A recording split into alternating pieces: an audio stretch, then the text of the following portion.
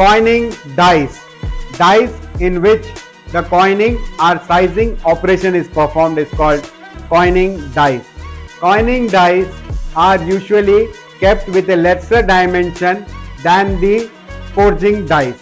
This dies gives a better surface finish and also a controlled tolerances on the workpiece. Cold coin forging.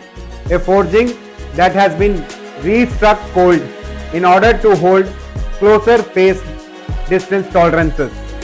Sharpen corners or outlines, reduce section thickness, flatten some particular surface or in non-heat treatable alloys.